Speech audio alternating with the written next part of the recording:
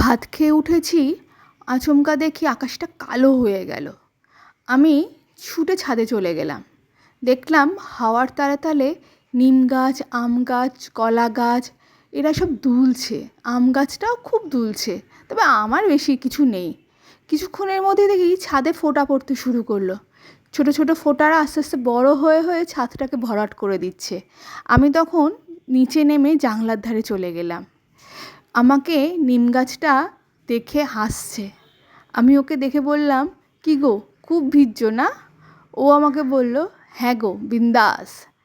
তারপর ও আমাকে জিজ্ঞেস করছে, আচ্ছা তুমি বলছো না তো আমাকে কেমন লাগছে দেখতে?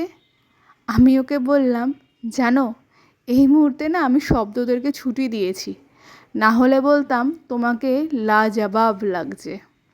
তো এই সত্যি বৃষ্টি আসলে খুব আনন্দ হয়।